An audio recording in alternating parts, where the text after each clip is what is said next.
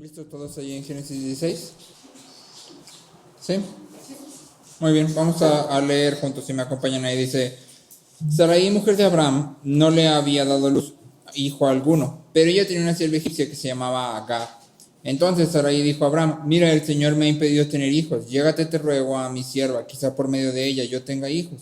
Y Abraham escuchó la voz de Sarai. Después de 10 años de habitar Abraham en la tierra de Canaán, Sarai, mujer de Abraham, tomó a su sierva Agar la egipcia y se la dio a su marido Abraham por mujer.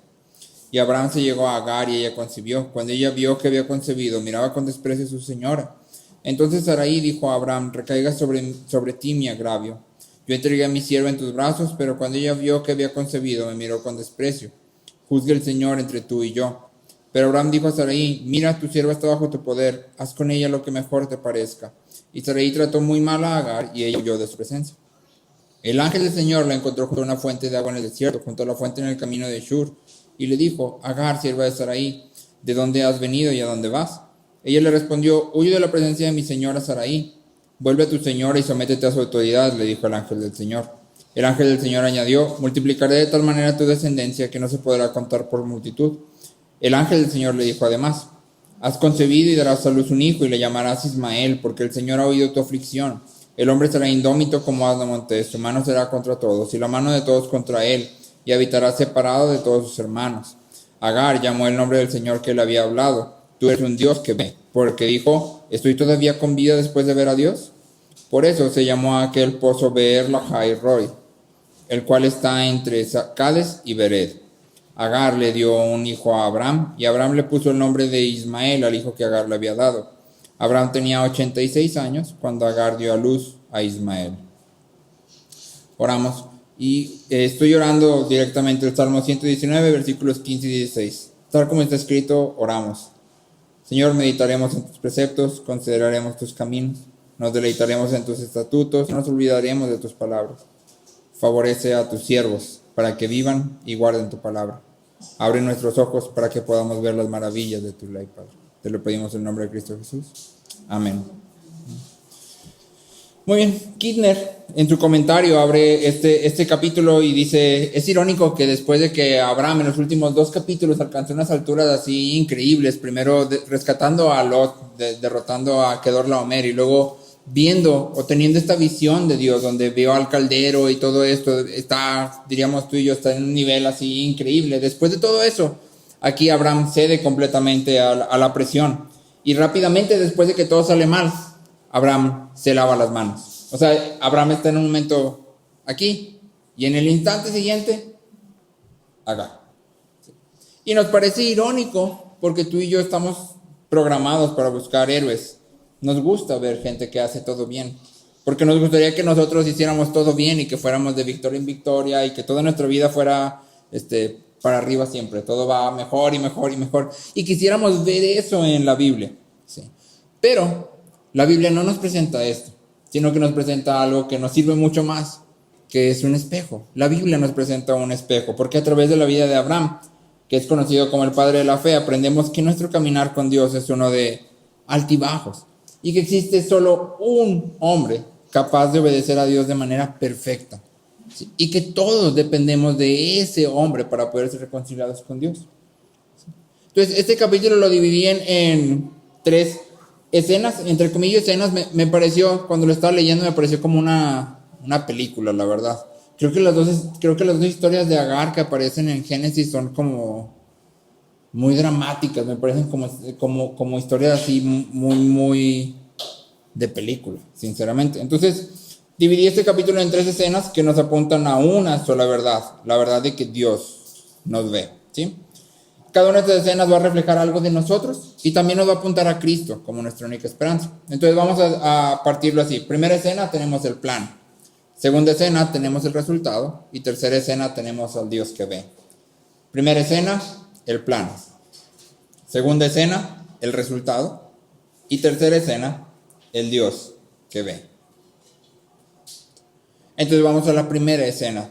En la primera escena nos encontramos con el plan.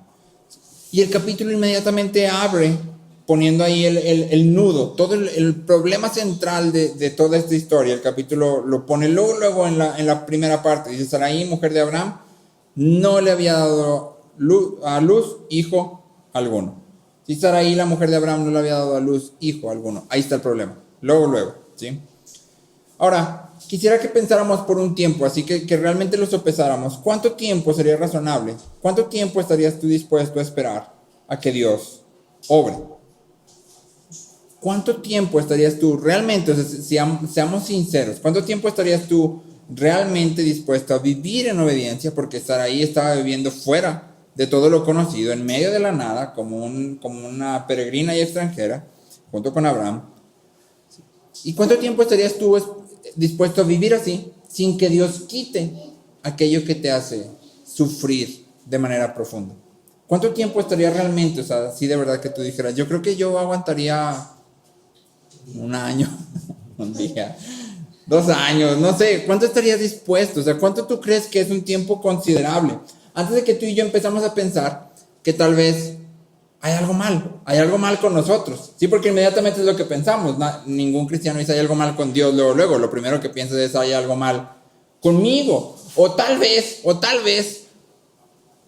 Dios quiere hacer las cosas de manera distinta y el que no está poniendo atención soy yo. Sí, porque ya es mucho tiempo, o sea, Dios ya se tardó mucho tiempo en resolver esta situación, ¿sí? Para cada uno de nosotros la situación difícil puede ser algo diferente, ¿sí? Tal vez tu situación tiene que ver con tu matrimonio, o tiene que ver con tu relación con tus papás, o tiene que ver con tu relación con tus hermanos, o tal vez es la falta de una relación en sí misma, ¿sí? Tal vez te quieres casar y no llega el compa o la muchacha, ¿sí? O de verdad quisieras tener amigos cercanos. Es algo que de verdad buscas y pareciera que los amigos cercanos no existen, no están en ninguna parte, ¿no? De esos no hay. O tal vez una situación económica, o tal vez una situación de salud, ¿sí? Pero sea lo que sea, ¿sí? La pregunta que quisiera que nos hiciéramos en esta primera escena es, ¿cuánto? ¿Cuánto crees que pudieras soportar? ¿Cuánto se te hace un tiempo razonable a ti para durar en esa situación? Y ojo, estamos hablando de durar en obediencia, o sea, tú vas a seguir caminando conforme al Evangelio, pero Dios no va a hacer nada respecto a la situación. ¿Sí? Dios simplemente va a ver, no va a hacer nada, aparentemente. En el caso de Abraham y Sarai, se nos dice que ya habían pasado 10 años. ¿Sí? Abraham y Sarai ya habían esperado por 10 años la promesa de un hijo. Y después de 10 años, Sarai ya tuvo suficiente, es como se acabó, ¿sí? Y Sarai reconoce de dónde viene el problema. Pues si te fijas, dice, el Señor me ha impedido tener hijos. O sea, Sarai sabe que este problema, esta situación es una situación que viene de la mano de Dios, es un problema divino, ¿sí? Pero ahora tiene un plan para solucionarlo. Y si lo notas con detenimiento, su plan es algo ridículo. ¿Por qué? Porque Sarai reconoce que el problema es divino, pero su plan para solucionarlo es humano. El Señor no me permitió tener hijos, esto lo vamos a arreglar tú y yo aquí, Abraham. Tengo un plan majestuoso que no tiene nada que ver con Dios, que va a arreglar el problema divino. Es ridículo, eso diríamos tú y yo porque somos muy espirituales, ¿verdad? Pero es importante notar que el plan es un problema. El plan es un problema, sin lugar a dudas. Vamos a ver el resultado del plan. Pero en realidad el plan no es el problema, ¿sí? El problema está más atrás. Y debemos hacernos una pregunta. ¿Por qué si Sarai reconoce que es un problema divino, está dispuesta a intentar resolverlo con una solución humana? Más adelante, cuando avancemos en Génesis, vamos a encontrar que Isaac se encuentra en una encrucijada similar. Su esposa no le puede dar hijos. Y si recuerdas, Isaac hace algo también. ¿Alguien se acuerda qué hace Isaac?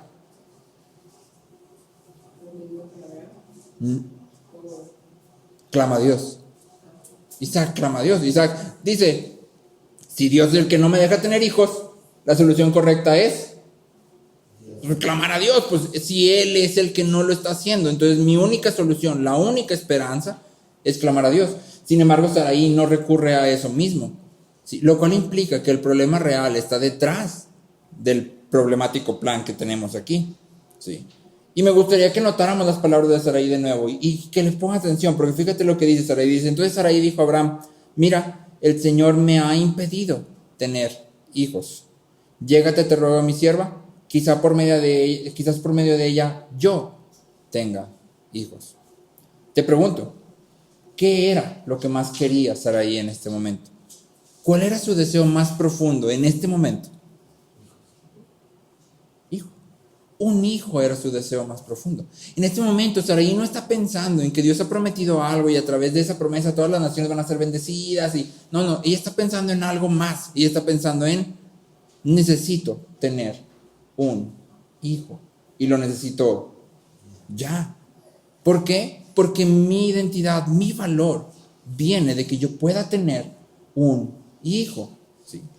James Smith dice, nuestros deseos y anhelos están en el centro de nuestra identidad. Nuestros deseos y anhelos están en el centro de nuestra identidad. Son la fuente de la cual nuestras acciones y nuestro comportamiento fluyen. Nuestros deseos y anhelos son la fuente de la cual nuestras acciones y nuestro comportamiento fluyen. Para Sarai, no tener hijos era algo totalmente devastador, era algo desesperanzador, así totalmente. ¿Sí? Para Sarai esto era lo peor que le podía pasar. No era simplemente un problemita, era el problema para Sarai. ¿Sí? En su corazón, su valor, su felicidad, su plenitud dependían de poder tener hijos. ¿Sí? La cultura finalmente en ese tiempo decía la mujer que no puede tener hijos es una mujer incompleta. ¿Sí? Una mujer en la cultura en la que está aquí debería de tener hijos. Para eso está, para tener hijos. Y entonces Sarai adopta la narrativa, el discurso de la cultura y dice, si no puedo tener hijos, no valgo como mujer. Lo que yo más necesito es tener hijos. Eso es lo que yo más necesito. Ahora, aquí es importante. La cultura sigue haciendo discursos. La cultura sigue presentando una narrativa. Claro que tú y yo ya somos muy modernos y ahora nadie diría que el valor de la mujer viene de tener hijos. Pero sin embargo, la cultura sigue asignando a la mujer algo de dónde viene su valor. ¿Sí? ¿De dónde crees que viene el valor de la mujer en nuestra cultura hoy por hoy? ¿Qué tiene que ser la mujer para que valga? Fuerte, independiente, autosuficiente, que no necesite ningún hombre, que sea profesionista, que machaque a todos, que finalmente la narrativa sigue ahí. Y muchas veces tú y yo caemos presa de ellas y creemos que nuestro valor y nuestra identidad dependen de poder alcanzar aquello que la cultura dice, esto es una mujer. Aplica también para los hombres, esto es un hombre. ¿Sí? Esto, un compa así bien macho y que tenga para solventar todo y que pueda salvar a todos y que pueda, ¿sí? Y adoptamos esa narrativa y creemos que nuestro valor y nuestra identidad vienen de poder encajar en ese esquema, ¿sí? Sin embargo, no es lo que la Biblia presenta, ¿sí? Ahora, quiero que te preguntes una cosa, porque quisiera que nos pusiéramos en el papel, en los zapatos de Sarai. ¿Qué situaciones en tu vida estás tratando de arreglar a través de tus propias ideas? ¿Qué situaciones en tu vida estás tratando de arreglar a partir de tus propias ideas? ¿Sí? ¿Cómo sé si son mis propias ideas? Porque uno, nunca las he checado si vienen en la Biblia. No tengo ni la menor idea de lo que la Biblia tiene que decir respecto a esto. No sé. Dos, nunca he ido a la iglesia para pedir ayuda. Nunca he dicho, oye, esto es lo que estoy pensando hacer, esto es lo que estoy haciendo, o esto es lo que ya hice. Sí, esto es lo que decidí. Sí. Y es algo que no estoy poniendo en oración constante, sino que vi el problema y lo ataqué. Yo decidí qué iba a hacer porque yo soy bien inteligente y entonces yo dije, esto lo voy a arreglar así. Y lo arreglé.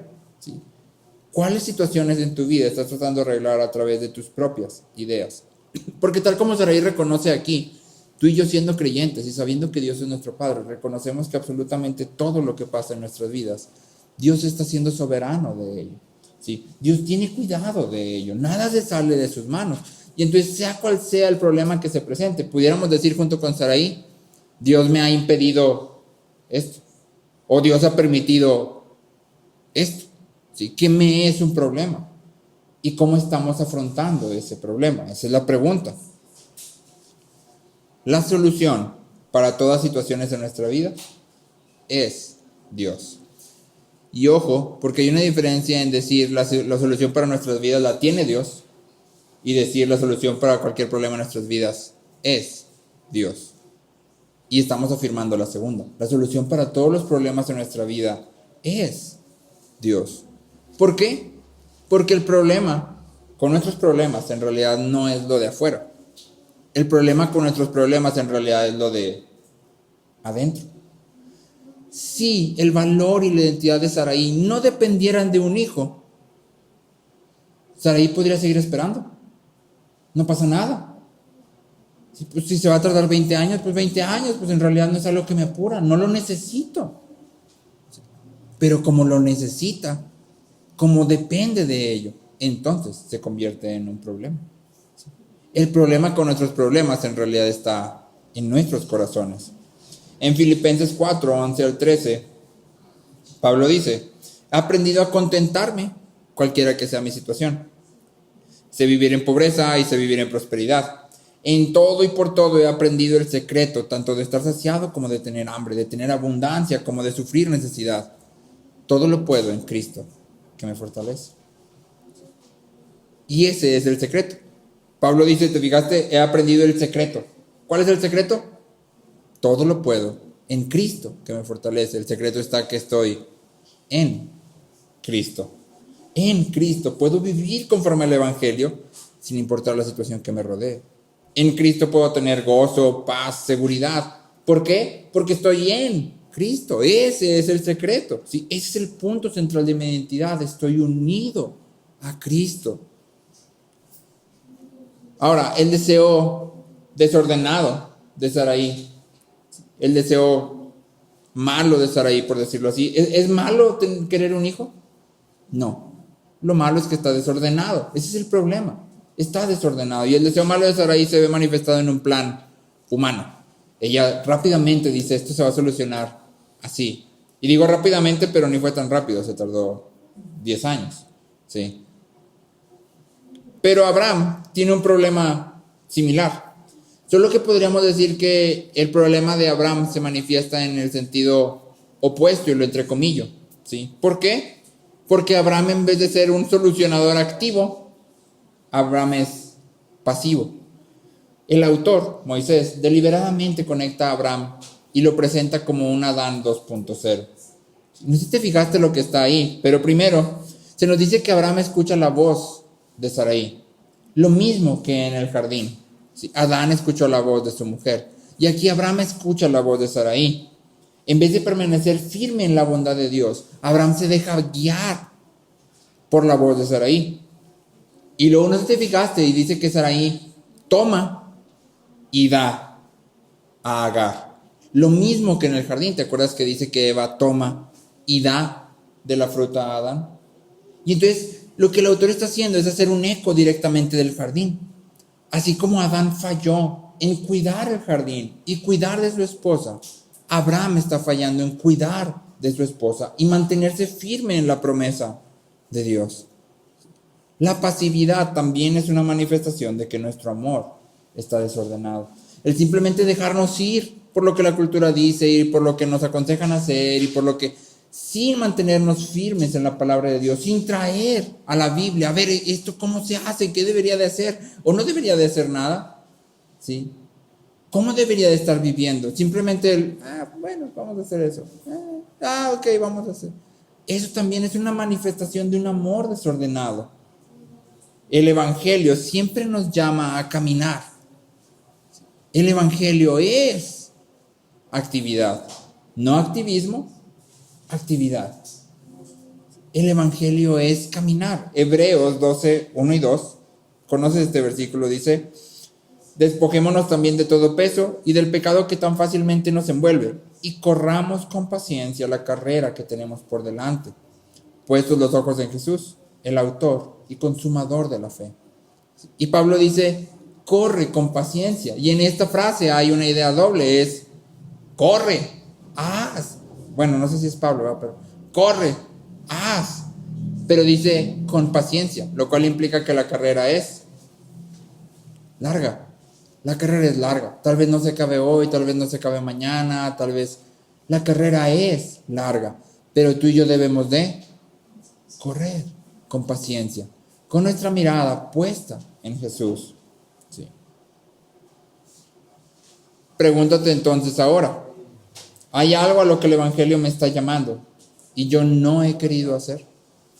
Hay algo a lo que el Evangelio me está diciendo que debo de hacer y yo he tratado de evitar. O simplemente he hecho oídos sordos. No quiero hacer eso. Sí. En la primera escena vemos dos manifestaciones del amor desordenado. Sí. La primera es tratar de tomar las situaciones que nos rodean en nuestras manos. ¿Sí? Hacer planes para solucionar cosas sin considerar a Dios. Y la segunda es ser simplemente pasivos. Pero las dos son la manifestación de lo mismo, de un amor desordenado. ¿Sí? Ahora, en la segunda escena, dijimos que la segunda escena se llamaba el resultado, ¿verdad? Nuestra primera escena entonces termina con el plan humano. El plan humano es culturalmente aceptable, eso vale la pena decirlo. Es decir, era algo normal. Hay muchas inscripciones de otras culturas donde esto era algo normal. Tomar a una sierva y que tuvieras hijos, y los hijos caían como a cuenta de la esposa. ¿Sí? Lo vamos a ver más adelante en la vida de Jacob, con Rebeca y con Lea. Con Raquel y Lea. Raquel y Lea. ¿Sí? Era culturalmente aceptable y era como normal, ¿sí? Este plan busca solucionar un problema divino. ¿Sí? Lo que vemos a continuación son los resultados inmediatos de confiar en tus propias obras. Los resultados inmediatos de confiar en tus propias obras. Porque si te fijas, el niño todavía ni siquiera nace. El niño todavía ni siquiera está existiendo. Pero ya podemos ver los estragos que causa esto en el corazón de Abraham, de Sarai y de Agar. ¿Sí? Cuando tú y yo intentamos, por medio de nuestras obras, alcanzar salvación, valor, identidad, cuando tú y yo confiamos en nuestras obras, se va a ver en nuestra actitud. Nuestro corazón va a dar luz a algo. Te quiero preguntar, ¿alguien aquí está viviendo por obras y no por fe en el Hijo de Dios?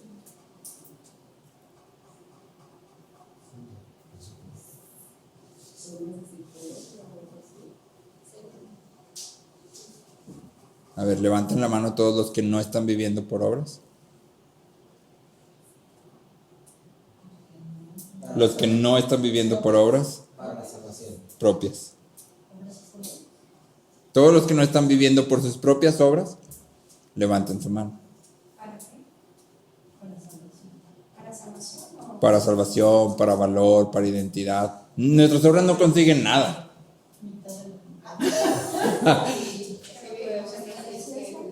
¿Cómo sabemos? Porque si se fijan es una pregunta, parece truquienta, ¿no? Sí, ¿y yo cómo voy a saber? O sea, yo quiero decir que no, porque es lo que el Evangelio me llama, pero ¿qué tal si sí? ¿Sí? ¿Cómo puedo saber? Y entonces, en esta segunda escena, tenemos 3 evidencias. No son las únicas, pero hay 3 evidencias, ¿sí? Que muestran que tú y yo estamos viviendo, confiando en nuestras propias obras, ¿sí? Que hemos depositado nuestra confianza en nuestras propias obras, ¿sí?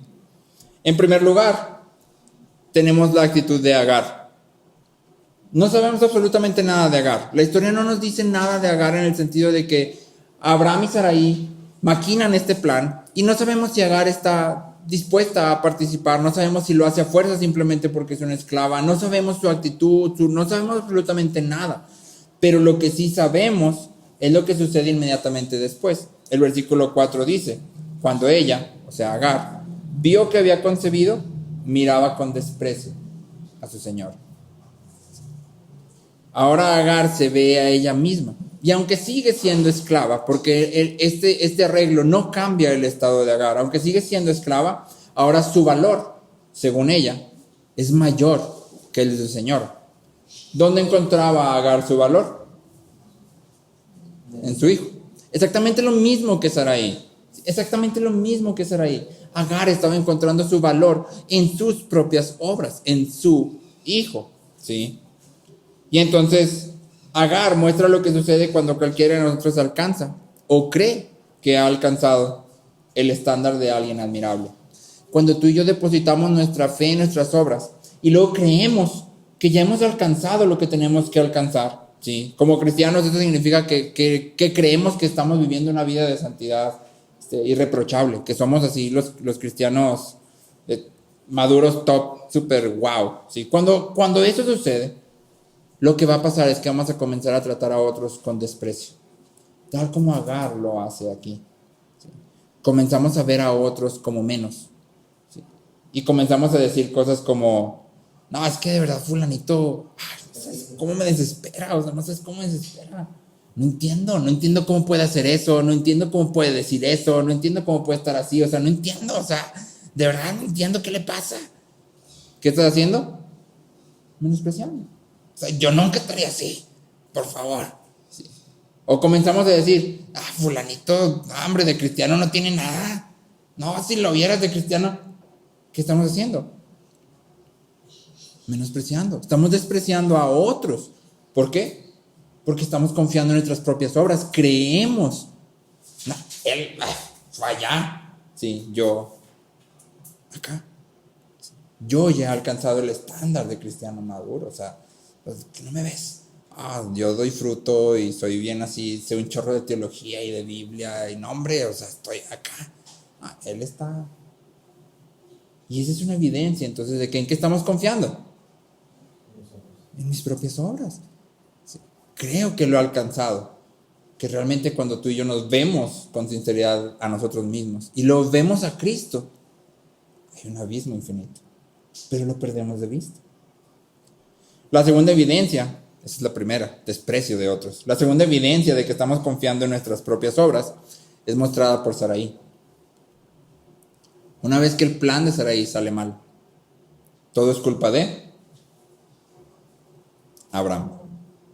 Todo es culpa de Abraham. ¿Quién propuso el plan? Sarai. ¿Pero de quién es la culpa?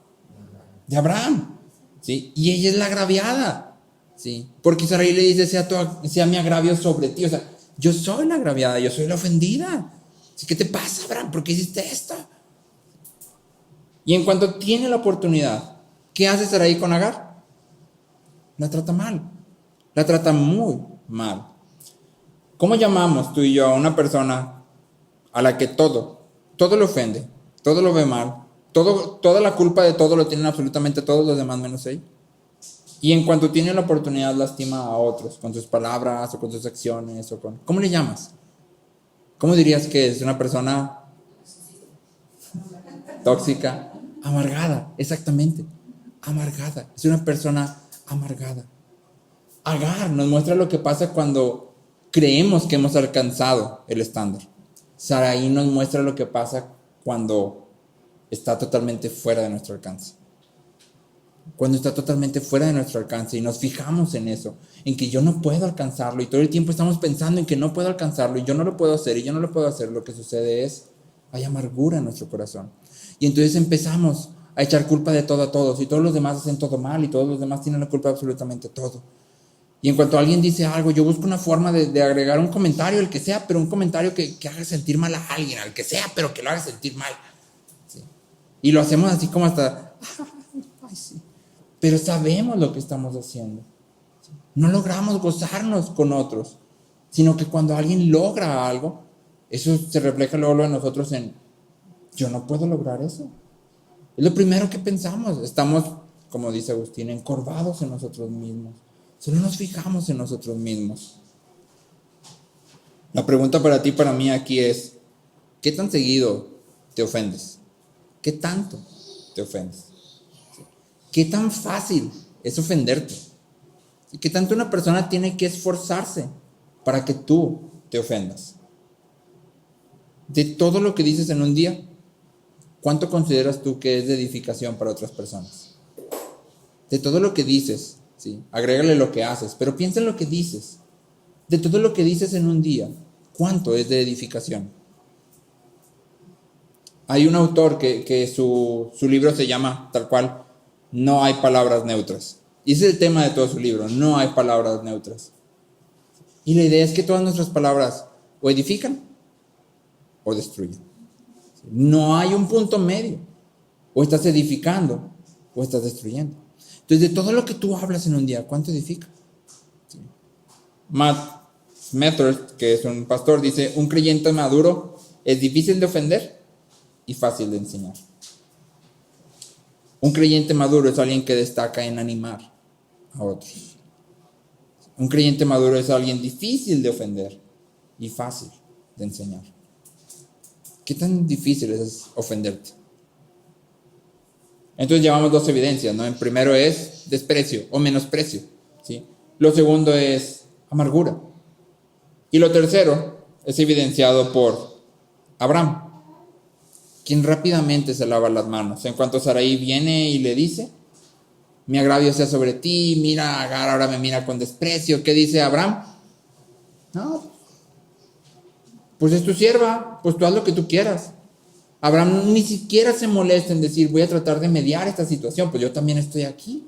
Sí, va a tener un hijo que es mío y Sarai es mi esposa, voy a tratar de llevar esto, vamos a sentarnos a platicar. No, pues es tu sierva, pues tú haz lo que mejor te parezca. Sí. Y entonces en Abraham encontramos lo que tú y yo llamaríamos el, no me veas a mí, ve a Cristo. ¿Qué es esto? Falsa humildad. No, a mí no me veas, ve a Cristo. No, es que yo me equivoco mucho, a mí no me veas, ve a Cristo, Él es nuestro. Y suena como humilde y suena como cristiano y como sabes, o sea, alguien te dice y tú dices, ay, este compa es bien humilde, pero eso no es humildad. Eso no es humildad. Esa es la actitud de alguien que se ve a sí mismo, ve el estándar que Dios ha puesto y dice, pues mejor ni lo intento. Ni lo intento y le pongo ahí una máscara enfrente. No me veas a mí, ve a Cristo. Se ve bien cristiano eso. Pero en realidad no es lo que la Biblia dice. Te leo dos versículos. Primera de Pedro 1, 14 y 15. Pedro exhorta diciendo, como hijos obedientes, no se conformen a los deseos que antes tenían en su ignorancia, sino que así como aquel que los llamó es santo, así también sean ustedes santos en toda su manera de vivir. ¿Cómo deberíamos de ser? Santos en toda nuestra manera de vivir. En toda. Ese es el llamado del Evangelio, sean santos en toda su manera de vivir. Y luego Pablo dice en 1 Corintios 4:16, por tanto los exhorto, sean imitadores míos. Pablo no dice nada más sean imitadores de Cristo, Pablo dice sean imitadores míos. Y de hecho lo extiende en otras partes y dice, imítenme a mí y a todos los que trabajan conmigo. La pregunta para ti y para mí aquí es, ¿podemos decir con sinceridad eso? Si pudieras tú pararte y decir a alguien que está empezando en el Evangelio, imítame a mí. Así se vive el Evangelio. Imítame a mí. Porque ese es el llamado del Evangelio. Simplemente aventar la bolita no es lo que el Evangelio nos llama a hacer. Y es el Evangelio lo único que puede librarnos de menospreciar a otros. Es el Evangelio lo único que puede librarnos de la amargura. Es el Evangelio lo único que puede librarnos de la falsa humildad. El Evangelio llega y nos dice primero, eres un pecador. Estás muerto. Tus obras no valen nada. ¿Te acuerdas que Isaías dice que nuestras obras son como trapos de inmundicia? Que literalmente era algo que nadie tocaba en el pueblo. Era algo que estaba destinado a destrucción. No servía. Era peor que basura. Esas son tus obras. Y eso es lo primero que el Evangelio te dice. Pero al mismo tiempo nos dice, ustedes en Cristo Jesús, el cual se hizo para nosotros. Ustedes están en Cristo Jesús, el cual se hizo para nosotros sabiduría de Dios y justificación, santificación y redención. Para que tal como está escrito, el que se gloría, que se gloríe en el Señor. Y entonces el Evangelio te dice, no puedes, eres un vil pecador. Pero, yo he dado para ti justificación, santificación, redención, sabiduría, para que abandones totalmente tus obras y te gloríes en el Señor. El Evangelio es lo único que puede librarnos de creer que hemos alcanzado el máximo estándar. No lo hemos alcanzado y no lo vamos a alcanzar en esta vida. El Evangelio es lo único que nos va a librar de creer que no valemos absolutamente nada, porque nuestro valor no viene de nosotros mismos. Y el Evangelio también es lo único que nos va a librar de la falsa humildad, porque el Evangelio continuamente nos está llamando, sean santos porque yo soy santo. Y entonces nos coloca en el lugar correcto. Mi valor, mi identidad vienen de Cristo, de su obra, de mi unión con Él. De ahí viene mi identidad y mi valor. Entonces dijimos que teníamos 3 escenas, ¿no? La primera escena fue el plan, la segunda escena fue el resultado y la tercera escena le pusimos el Dios que ve. La tercera escena es en realidad la más importante, porque nos muestra cómo Dios ve el sufrimiento de Agar y sale a su encuentro. Se nos dice que el ángel de Jehová, que se cree que es una manifestación de Cristo antes de ser encarnado, sale al encuentro de Agar en el camino de Shur. Y si viéramos un mapa nos daríamos cuenta que Agar está corriendo de regreso a Egipto. Hacia allá se dirige. ¿Sí? Y el Señor, el ángel del Señor, sale al encuentro y le trae instrucciones y le trae consuelo. Y algo que me pareció muy interesante es que si te fijas, Agar ni siquiera clama a Dios. O sea, ella simplemente está oyendo. Agar en ningún momento se nos dice que haga una oración, que considere a ver si Dios puede ayudarla, que absolutamente nada. Agar está oyendo porque ha sido maltratada. Y Dios sale al encuentro.